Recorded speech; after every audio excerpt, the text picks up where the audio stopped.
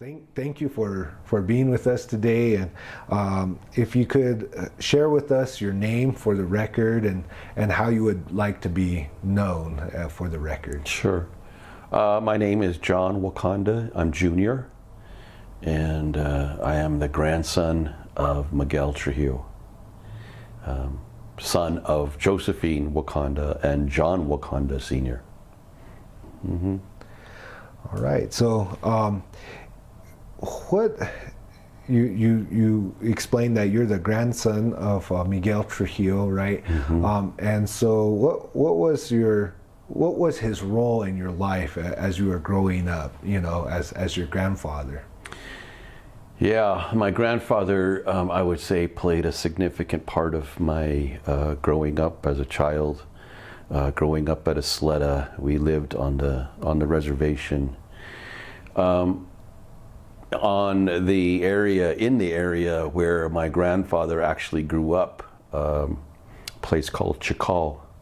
It's a little village, more of a farming community area on the east side of the river, and it was on a piece of ground that my grandfather had given to my mother and my father when they got married, or soon after they got married, and my dad helped settle in there and built a house, simple house. And so my grandfather was always there. He lived in Albuquerque at the time with his wife, my grandmother Ruchenda. And they were retired. I suspect they were retired. I really don't know if he was really fully retired, but he would spend an awful lot of time going down to Isleta, and of course visiting and helping us, the family, get settled. The land was not really developed. It was just a simple house, and it was a time when the family was just, my parents were young. I was just a child, and I have two older sisters, Pat and Karen, and then I'm the third child. And my grandfather, I think, was quite happy to have a grandson. I'm the oldest grandson, and he made it a point to spend a lot of time with me. I remember growing up, going out with him and talking about things and showing me things. And he was a farmer. He always believed in growing his own vegetables and fruit, and so that was one of the first things that was established there on that piece of ground, was a garden and fruit trees, an orchard.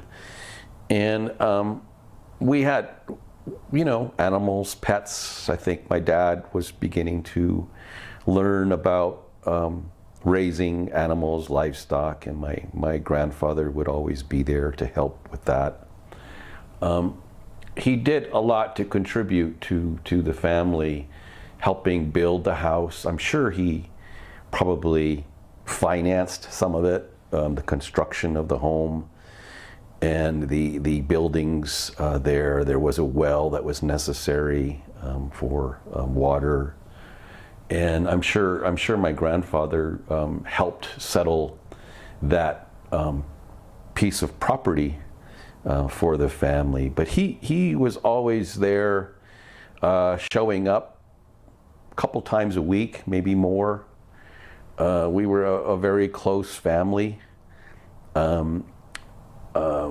He would come and we'd work. He would show me and talk to me and tell me about things to do and things that were necessary to contribute and to help. And I was just a small kid, but yet he made it always like a lesson that his presence was always to be a lesson and learn and help in that regard.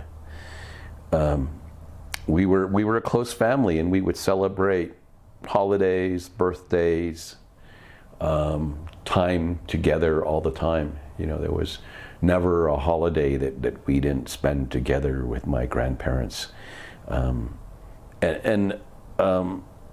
My grandmother and grandfather lived in Albuquerque, and so would often spend times with them, with my other siblings at their house, spending the night with them, and it was always, you know, fun to hear stories and just interact with them and be part of that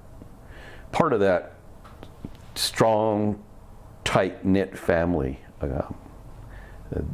You know, that to me was the most valuable part of my experience with him, was being, you know, the seeing and experiencing the closeness of our family. And you don't see that anymore. You know, it's sad, but with all the distractions today, currently, you know, I don't think that grandparents are part of grandchildren's lives like he was in our life. And so it was those close experiences, those teachings, those being together. You know, he would take us on trips. He liked to travel. He liked to take pictures. He was, you know, a little photographer. He actually had a video camera. And I don't know where those videotapes are.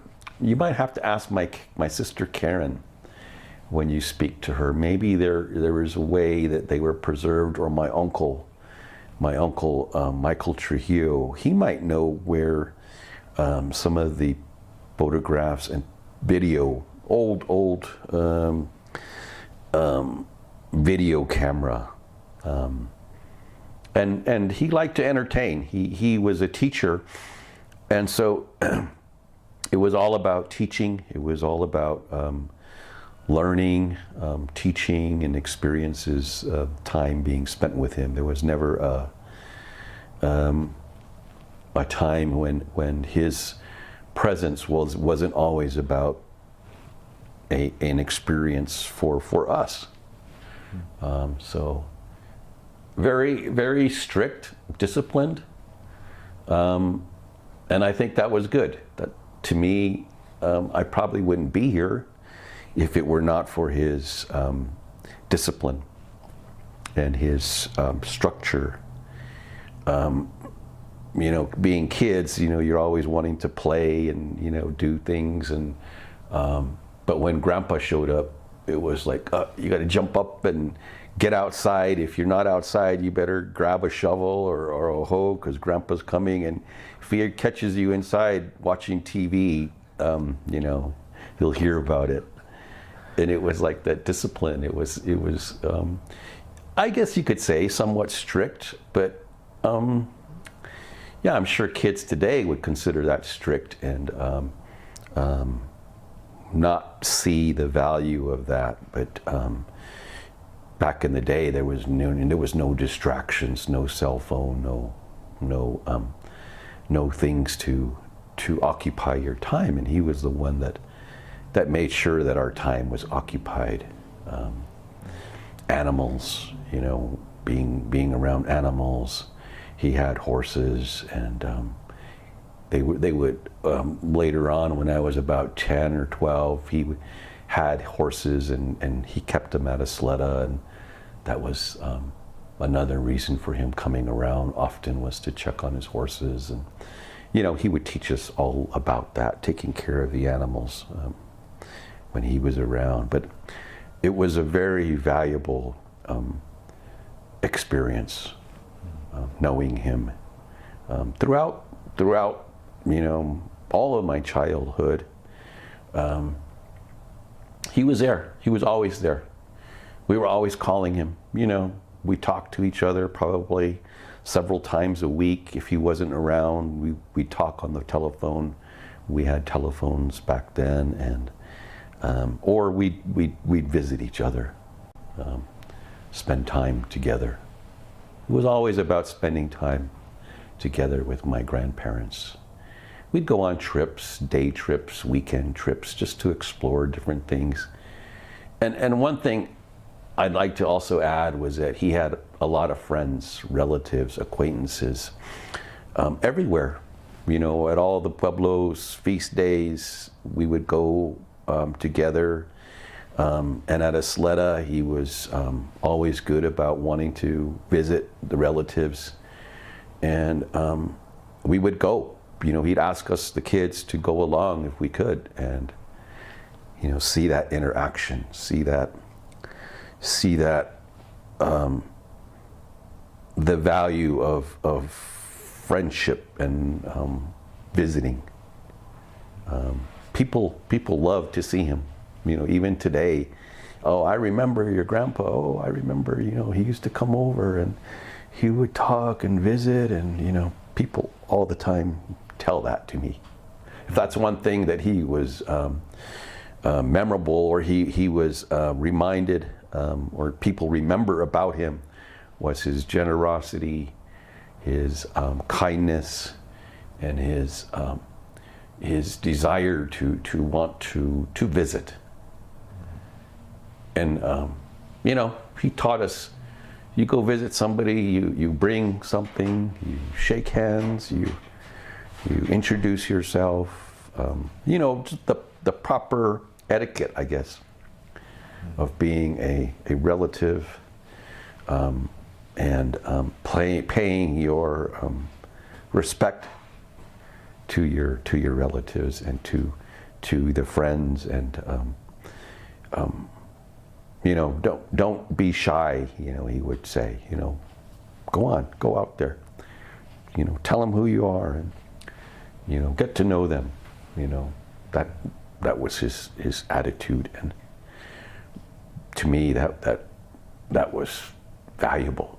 Today, you know, even I think that added so much to my life, was that generosity and that kindness, and the respect that he earned among the others in the community. So that's what I remember the most, and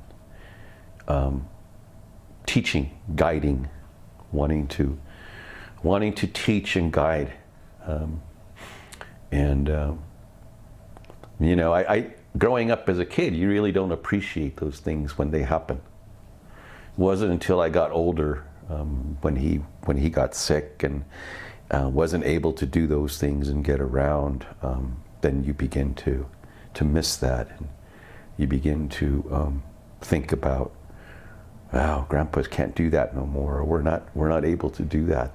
Then you start thinking, geez, I hope, you know, I learned it. Hope, and my parents carried that on. You know, they still did. But that was a big part of his influence in my life, was teaching, learning, generosity, kindness, respect. Yeah. And you know, I think when he came back from his living in different places, he left, you know, the community to teach and develop his career. He was away for a while. I think he missed that and wanted to restore those connections, wanted to restore the traditional participation of coming back to Isleta. You know, my grandma was from Laguna, and you know, he spent a lot of time there with the relatives at Laguna, both at Laguna and Isleta.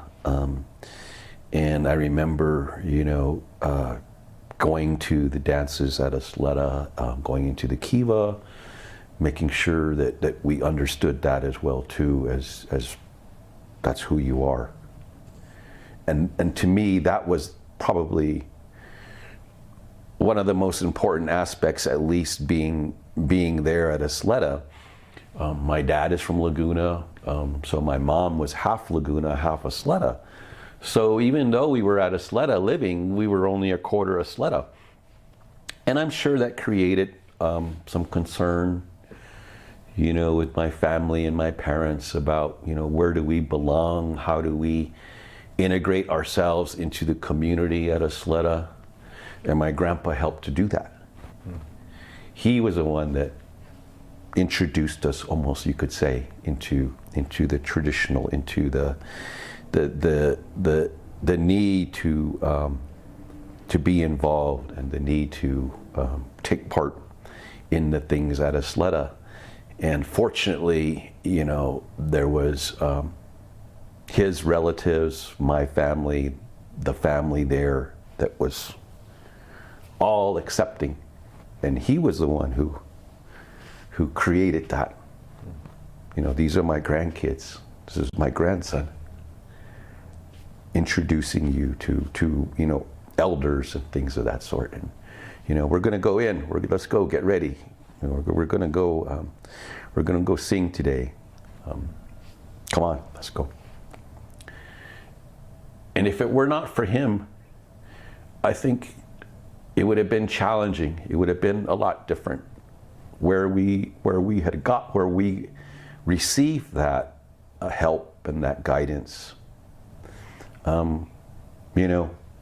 may not have developed, may not have occurred. But to me, that's probably the most important part of my life, in being accepted, in being recognized, respected in the community, was from what he did way back then. My dad, growing up, raising the family and starting the family there at Isleta, an outsider from Laguna, I'm sure it was challenging. And my grandpa, helped with that too. Introductions. This is my son-in-law. Oh, this is the family. This is where they live. He was the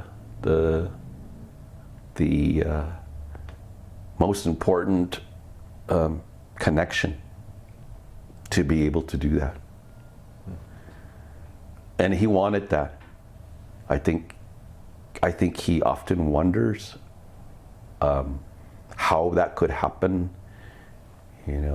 giving my mother a piece of land. You live here. Because when my parents got married, they started at building a house at Laguna. There was plans to build a house at Siama, the village of Siama. And I don't know whether my grandpa stepped up. I just really don't understand that really right now, the true story. Maybe he didn't want that, or he said, I have this piece of land at Isleta. We can help you down here. But then all of a sudden those plans changed, and then they settled in Isleta, and I think sold the house or something, assigned it to someone else at Laguna. But my life would have been completely different. It would have been completely different had that not happened. And I'm happy about that. I'm honored that happened, and that's my home. I feel his presence. I feel his connection every day. There's not a day that goes by when you don't remember your relatives, your parents, grandparents, because that's where he was born. We talk about stories about how he grew up around there, and people that he knew, and things he would do, and the struggles of his life too. Those were all teaching moments that he would share. Yeah. So that's just those times together. I value that. It was so special. And I feel, in some regard, honored, truly blessed to have been part of that, from someone who was such a good, strong man, respected, strong man. You know, never saw him do anything that brought shame or disrespect to the family. Never. I can't remember one time. You know, he was strong, he was aggressive in his way, but yet in a respectful way. Never created animosity or anger or brought anything disrespectful to the family. I never saw anything like that. His behavior, you know, wondering, oh, why did Grandpa do that? Or nothing. It's just good thoughts, good memories, and I'm thankful for that. Just hope that I can continue my life in that way. Feel proud and honored to have learned and spent time with him. Yeah. So I really appreciate you kind of sharing, you know, that stories of, you know, what it was like to grow up knowing him, you know, and what he was like as a person, you know, because you know, we're doing a lot of the research and documents, and of course a lot is focused on the 1948 court case, right? And you know, a number of the photographs, they show him and your grandmother, you know. So I also want to know, you know, what was your grandmother like, and what was their relationship, and you know, what was her role in the family as well? She was, in, you know, the traditional way, my grandmother was the matriarch of the family. She was the one that maintained the house, all the household responsibilities, even, you know, the finances, the checkbook, the banking account, all the business kind of things that a family needs. Very quiet, very, very caring and loving, very gentle. She supported my grandfather probably in anything that he thought he should do. You know, of course, she probably had some of the decision-making authority between them, but also she was a teacher as well too. She was an educator. It was all about teaching in that family, the value of an education. Teaching moments, you know, everything, reading books, spending time with the grandkids. That was all valuable. They were very conservative in their household matters, you know. You know, growing up, you know, in the 60s, you know, they probably didn't have much, I suspect, but they knew what they had and they took care of it. Very clean, well-maintained house. Everything was immaculate. There was always something to eat. Home-cooked meal all the time. My grandpa would come to Isleta, have something that my grandma made. You know, she would always say, "Here, take this." If she didn't come along, she would, you know, take care of us. Always. She grew up in a very influential family at Laguna. You know, leadership, very educated as well, and it was a couple that my grandparents. To me, I'm so fortunate to have been influenced by both of them, you know, in that regard. You know, I think my sisters could probably speak closer about what they learned with my grandmother. They spent, of course, more time with her, you know, doing things in the house and, you know, taking care of the household responsibilities, while my grandfather was out and about, doing things. Always took care of my grandfather. Never did I hear him complain, never see him not have, the family support. We'd go hunting. Back then, there was hunting season where, you could be gone for 2 weeks. And my grandmother would start cooking, weeks ahead of time, baking, cooking, freezing things, and everything was labeled. She was meticulous. Everything was labeled. Everything was in its place. Organization. And my mother learned that the same way too. Just very organized. Everything had its place. She would save everything too. Glass jars, pieces of foil, rubber bands, string, plastic bags. Everything was saved, and she knew where to find everything. Just meticulous. And my grandma and my grandpa, they had their own humor too. They would tease each other. Oh, your grandma, this is what she did, and just to make us laugh and stuff. But they were such in love with each other, supported each other. I'm sure they had their trials, tribulations, but we never saw it. We never heard of it. It was them. But they took care of us. There was nothing that we didn't get. It wasn't that we were spoiled either. It was very conservative, but yet Christmas time, birthdays, very generous.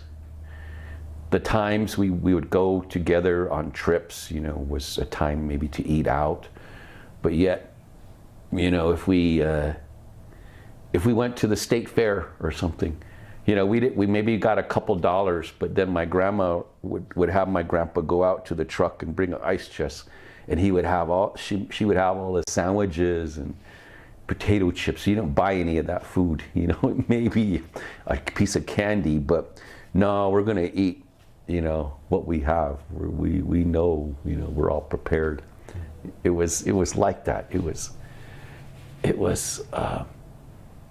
wonderful. She was very smart, very, very, very well educated, and knew a lot of things. I'm not sure how she might have picked up all that, but she knew things going on in the world. She was very open-minded, read a lot of books. My grandpa was a huge reader too, a tremendous library. This whole room could be, a bookshelf with all of his books and, things he's read, and very well knowledgeable of, local things, but, I'm sure, like, supporting his fight to earn voting rights. That wasn't an idea that, he thought of. He had probably read, struggles with other people, learned about maybe the black people and their struggles, civil rights. Very well knowledgeable about that. And my grandma supported him, loved him, cared for him. She was not as traditional as I think my grandfather was. She knew a little bit of things going on at Laguna, but really didn't stay in touch with the traditional side at Laguna. They knew a lot of people, the relatives and things, but didn't really, I can't remember really spending a lot of time at Laguna with them on the traditional side. It wasn't until later when my dad, growing up in my later years, that then he became strongly connected traditionally to Laguna. And then my grandmother, she was alive. I think she was happy about that. She was proud of that. She certainly supported it. She wanted to know more. She learned more, even, through my dad and things like that. It was an interesting, family dynamics with them being so part of the non-tribal side. They lived in Albuquerque. That's all I remember was them being in Albuquerque. But they spent time on the reservation when they got married. But they were teachers. They worked for Bureau of Indian Affairs, BIA schools. And they went around and they taught at many places. Santa Fe, Albuquerque, Utah, different Indian schools. And I'm sure they had a very successful career. I think my grandfather was a principal at several day schools. My grandmother was a teacher. And so they had a lot of experiences that they brought back to us from that.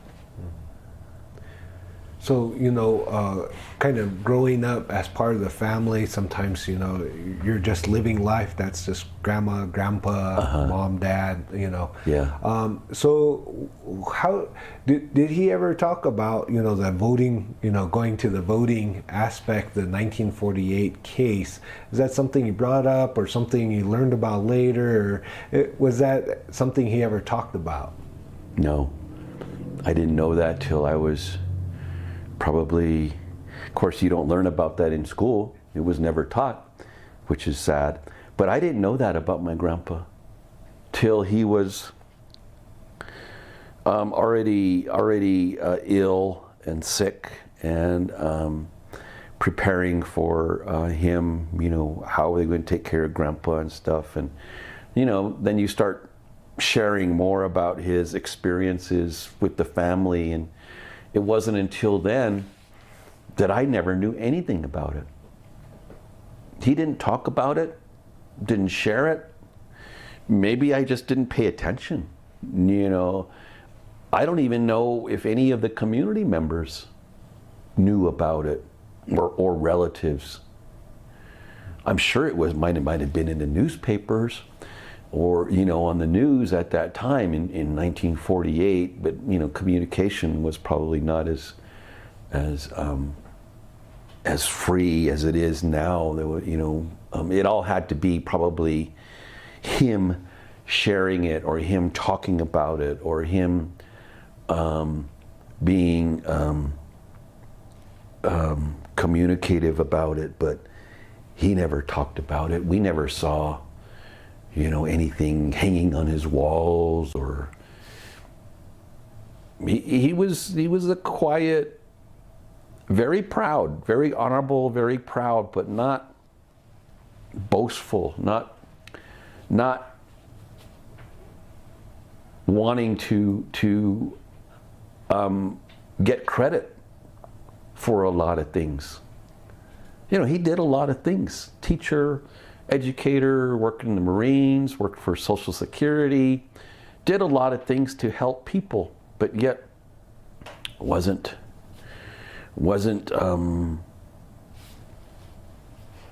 really didn't have a big ego. Just a simple man. Simple. I don't remember him being asked for interviews. I don't think very many people knew about that.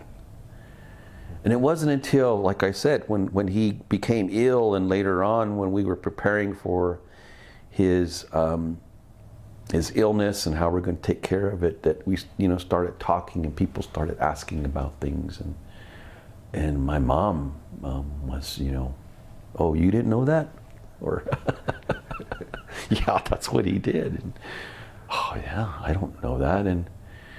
you know, I really feel bad about, you know, once I did find about it, I really feel bad about not spending time to research it, to learn about it, maybe even to ask him.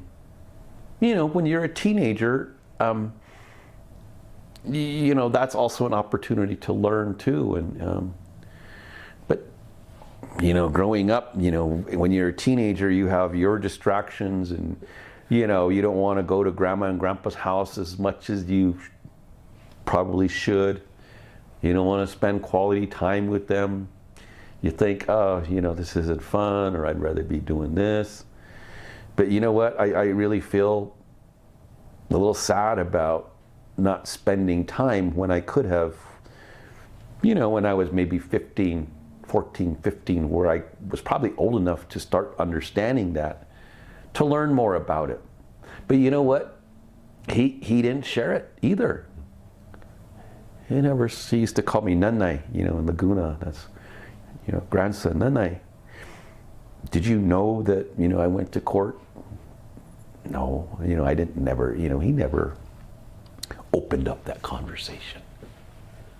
He was always happy in the moment, you know, and I'm sure maybe he communicated with a lot of other people, his associates and other elders at that time, and they probably talked about that stuff, write letters or something, communicated in some way, but I never knew about his lawsuit or the outcome of it, or how monumental that was.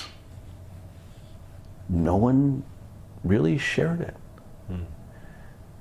Yeah, it was really interesting, sad, but you know, I understand that's just how he was. I don't think he would ever say that he did that by himself either, or that he should take credit for it. No, you know, that was everyone. That was help. That was others who did it. I could guarantee you that that's probably the way he felt. He stepped up, but he didn't do it alone, and he didn't, you know, take credit, as he probably should have, as he probably could have, should have, and been recognized for it while he was still alive. I don't know. I'm sure he had conversation, and there's others who probably were aware of it, but I wasn't. Yeah. How about you know, because I wondered about that. So it's really, you know, and it's also enlightening about the kind of person he was, you know, because that tells a lot as well, just that. But what about stories of younger life, you know, his upbringing and, you know, going to Haskell and some of that. Was there any stories that you would share about them? Yeah, mostly because he wanted us to learn about his challenges, what he had to overcome, the struggles that he had. He made it known how poor he was, how poor his family was. His mother, his brother. Didn't talk much about his father, and I'm not sure if he was absent in my grandpa's life, but they grew up in a one-room house. Didn't have anything. He said, he would describe, we didn't have anything. We, you know, garden maybe.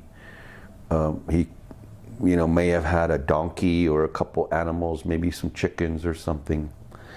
But he often made it known that at a young age, he had to work, you know, helping to support the family, even when he was 10 or 12, collecting wood or, you know, taking care of other people's fields or garden or doing that kind of laborious work. They would trade, he said, some things with the Spanish living off the reservation. They would go visit with his donkey, pulling a wagon, and do some trading with them. But he was very clear that he has struggles, that he had to overcome that in some way. You know, he says, I didn't go to school till I was like 12, you know, first grade. When he was 12 years old, didn't know English, and yet recognized the value of education to complete school. And then he met people. He was very outgoing in a way to meet people who were positive influences in his life. And I think those were the people who gave him ideas about opportunities for him and for how that would help his family.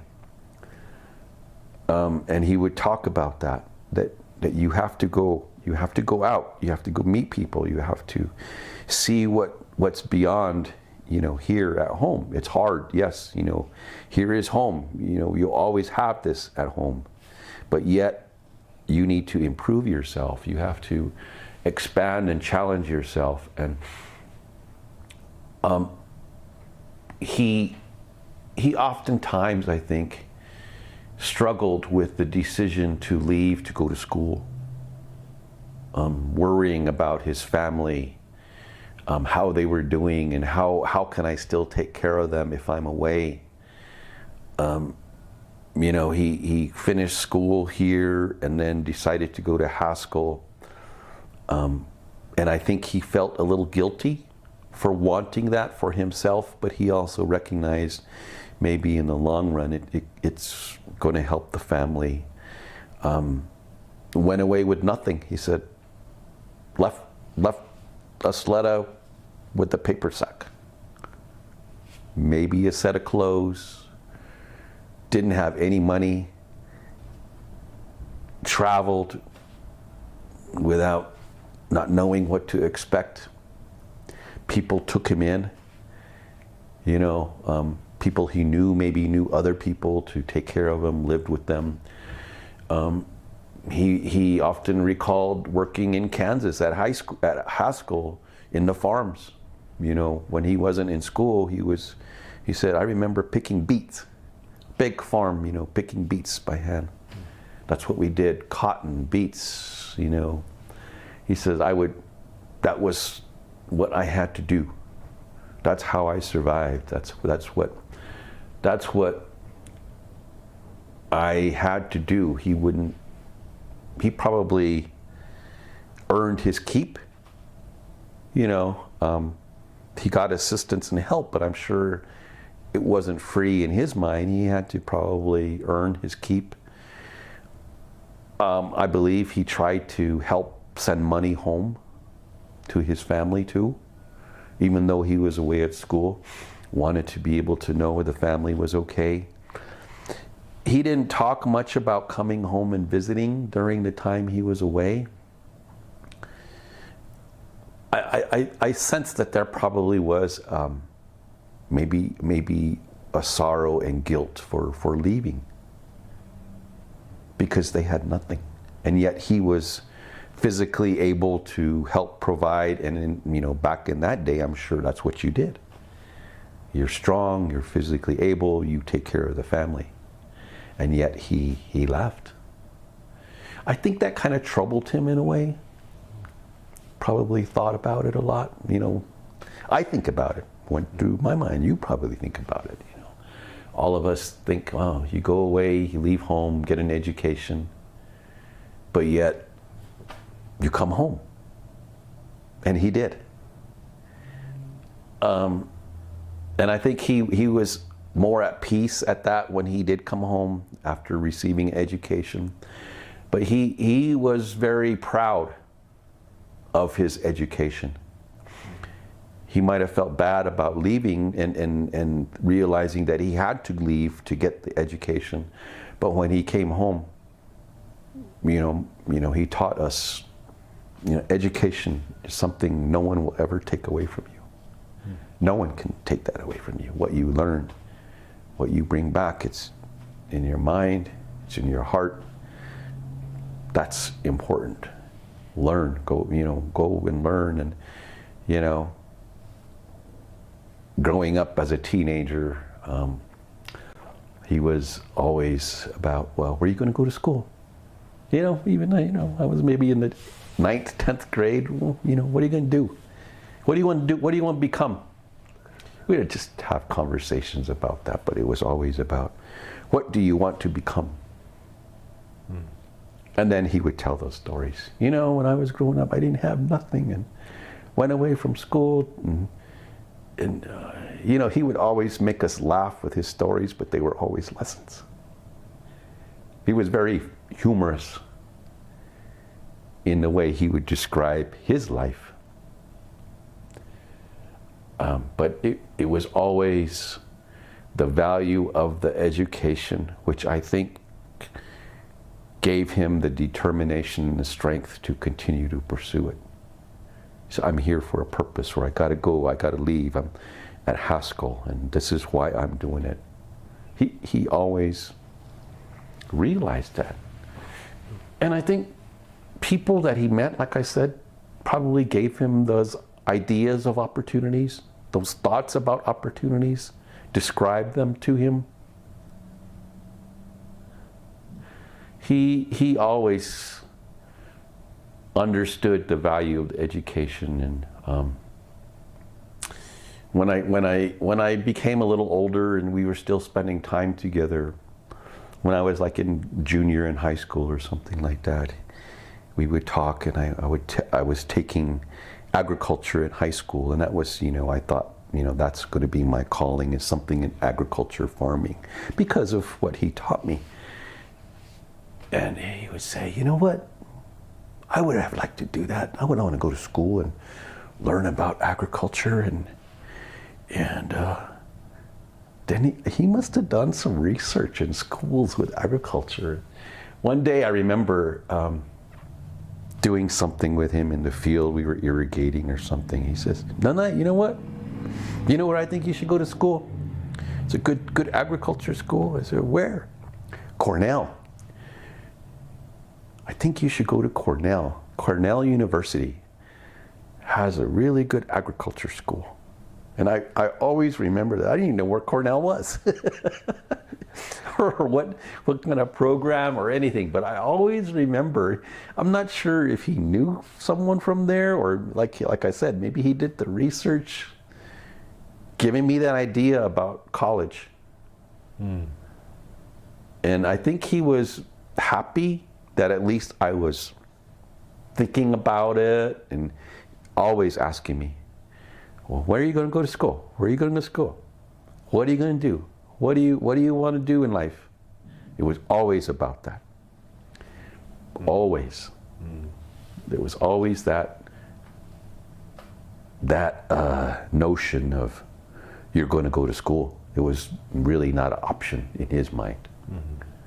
Yeah, and I did, probably because of him, his influence. They're going to shut us down Okay. pretty soon here, so I just want to check the time, because really appreciate sharing all these stories, and you've reinforced how important education was, and as educator, both your grandma and grandpa too, and Yeah. But it's I just want to kind of ask, because also Isleta is one of the first pueblos, besides Santa Clara too, to adopt, and Laguna as well, adopt voting, which still yet not that many pueblos have gone in that direction. And I'm just wondering, passing down that value of education through generations, was voting, whether it was tribal or an outside, was that something that he also passed down?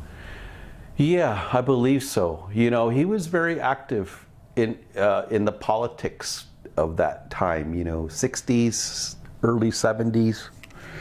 I remember him talking about the All Indian Pueblo Council, and he knew a lot of people everywhere, different pueblos and tribes. And I know he was probably part of that discussion and conversation about leadership issues. I didn't particularly ask him in depth about any of that, but I know he was active along with, my uncle Ulysses Pisano. They were very connected with Laguna Tribal Council. Not so much Isleta, the politics at Isleta, I don't think he was very connected. But I do know at Laguna, and then through Laguna, then to AIPC. And the people that were behind the scenes in terms of, the governance, the united tribal effort. He knew a lot about BIA at that time, the programs, services, certainly on the education side, and then became quite knowledgeable about, the federal state responsibility to take care of tribes and people. He loved that. He studied it. He engulfed himself into wanting to learn more about improving our lives. And I know he spent a lot of time talking about that, communicating about it, which is very, very honorable, and wish I had, the sense back then to spend more time about that with him. But he didn't consider himself a leader. He was like always in the background. He didn't run for any office, tribal council. I'm sure people asked him. He was good friends with governors at Isleta. Alvino Lucero, back then in the 70s, late 60s, early 70s was governor. They were pretty tight. Governor at Laguna, they were always tight. He had connections in a way to maybe help advise them and guide them, but he didn't step up and really want a leadership role, which is interesting. Yeah, but he had influence in his own way. I know that. Yeah. All right. I don't want anybody to come barging in and disrupt it. And also, one of our lights have gone out. But but is there, and we could probably talk a lot longer, but is there anything else you would really want to share about Miguel and the family, or you've shared a great deal with us. Just that through his teaching influence in all of our lives in the family, that not too many people know about, is his love, his influence on our lives in terms of being successful. His son Michael, being a doctor, my mother, being a health professional. I give him credit for what I've become. And to me, I got to learn how to pass that along as well too. As I think all of my other siblings and my uncle have done in their families, all of our families, he's had an influence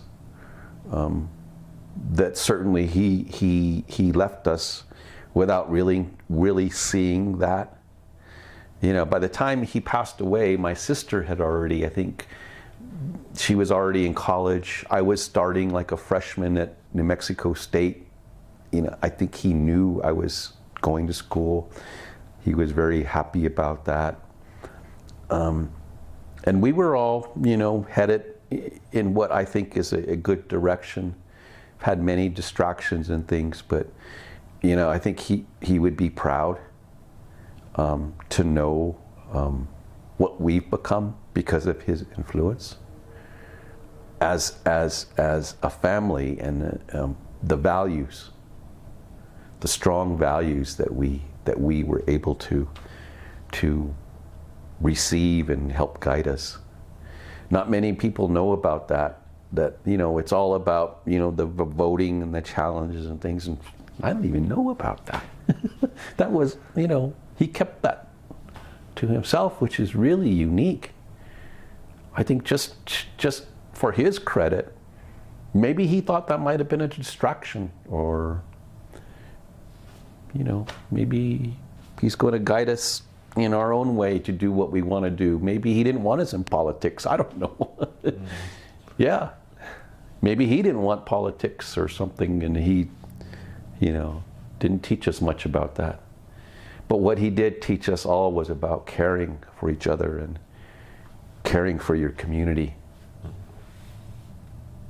Caring for the community. He was a very kind person. Not too many people know about that either. And so giving. Yeah. But in his own low-key way.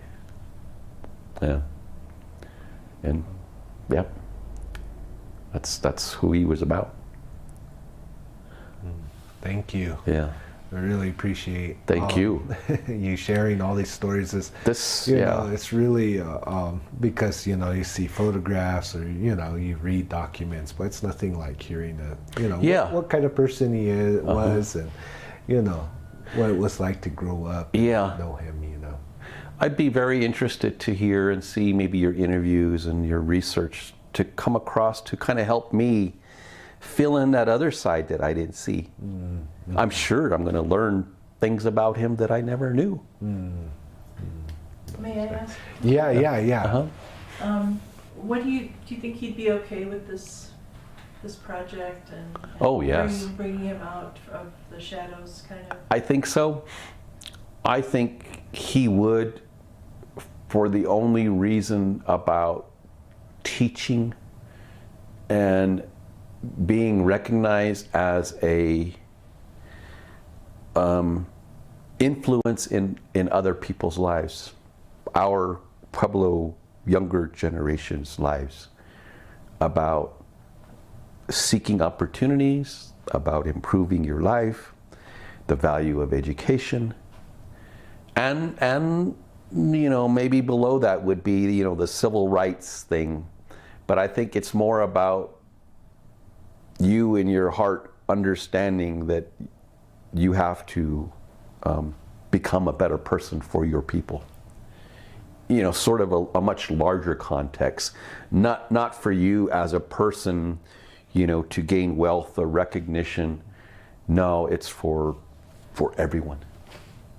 That's where he would be proud about this and see its value.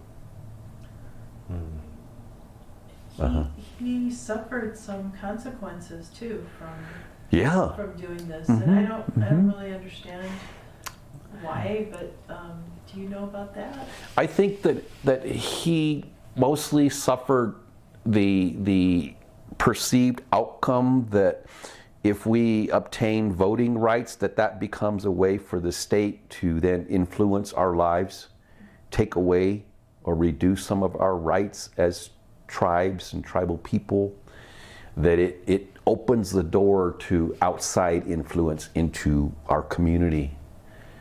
That's where I think people didn't realize that voting gives us rights, but then people thought voting can take away our rights as well too. And I think that he was maybe ostracized for maybe stepping up and being too outgoing in that arena. And I'm sure it maybe that's why it was kind of like low key. But I think that oftentimes there was a concern about him being too far out there. And then I think he also didn't live on the reservation either. I think he realized there might have been some disconnect, that he wasn't, you know, a tribal resident there, that might have troubled him.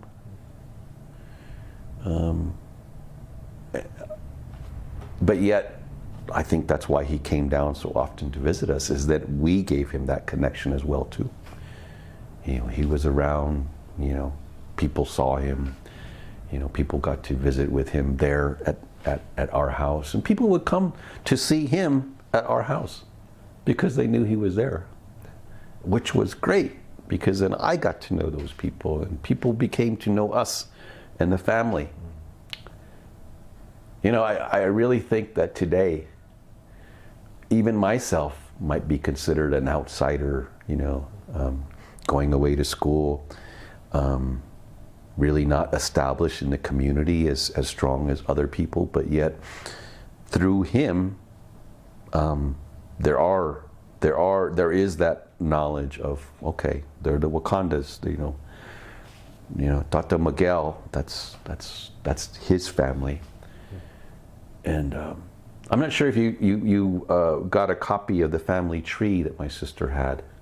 We haven't spoken with you. him, Haven't. but, Pat, my sister Pat, spent some time with folks at Isleta who have an extensive family tree, which could be valuable. And my grandpa was very. He thought it was very important about knowing our relatives. And so, yeah, you know, I feel kind of unfortunate that I don't keep up with those relationships and, you know, visits and checking in on my relatives. But it lists, you know, how connected he was in the community, both traditionally and socially. You know, that family tree is, you know, very, very well, even today, connected into, you know, the core of the Pueblo. I wish we would be able to go back to, you know, the dances and ceremonies and things at Isleta, because it's been, you know, 2 or 3 years now. And I really miss that, because then I get to go back and see some of those people. And some of them, a lot of them are gone that knew my grandpa. There's very, very few people that know my grandpa in that regard. One of them, I did mention, Alvino Lucero, former governor. I think he would be a good person to talk to. If you can maybe arrange for an interview, or Stephanie. Stephanie knows him. all right. He's still living. I'm not sure if he's capable of traveling, but he would welcome an interview, and he would be proud to do this, that my grandpa is being recognized. Yeah. Because they visited each other. My grandpa, when Alvino was governor, helped give him advice, and so there's not too many people that are still alive in that capacity. Yeah, Alvino Lucero. We'll have to, because we can go. You can go there. If it comes to it. Yeah, he lives in the Pueblo. I'm sure Stephanie knows where he lives. Yeah. He's very well known. Try to set that up if we can, if he's feeling okay about Yeah, it. You know? I know COVID's still around, but you know, we're, you know, also things are going forward too. Yeah, So Yeah. Is there also like, well, and also we're interested in perhaps at some point visiting and taking photographs of his house, your house. Yeah, the place even that if it's Isleta, just- the surrounding area. yeah. Yeah, unfortunately, his old house is not there, but our family home is there, and the area that we grew up at. Yeah, that would be nice. Is he buried in? No, he's buried in Santa Fe, At the that National military? Cemetery. the National Cemetery. That would be nice to visit. Yeah, both him and my grandmother are there. In fact, both my parents are in Santa Fe too. Yeah. Is there any other kinds of? I know we had a brief meeting with Karen as well, and she said she had some items as well that might. We're also looking for some of the things that might really help to tell a story. You know, that are physical objects that might be willing to lend or anything like that. I'm not sure if that's something that. You know, and you don't have to say now, but you know, you have you know, especially if it's a photograph or, you know, or something that was his or passed down that really, you know, might be important to telling the story. There's a lot of items. I think my uncle, Michael Trujillo, that maybe you'll speak to soon, has a lot of his collections and artifacts. There might be some at Isleta that my mom had from him that are probably all in storage. Karen would probably be the best person to know about that. But there are a lot of items, you know, pictures, photographs. He was quite well in documenting things. You know, I'm sure he had diaries. I'm not sure where they're at. Maybe my uncle has those. You know, those old films, videotapes and things. That would be awesome to see. Let me speak to Karen and see if she's going to spend time to maybe locate those. And then, see if my uncle might have those somewhere. We're still trying to set up a good time. I know.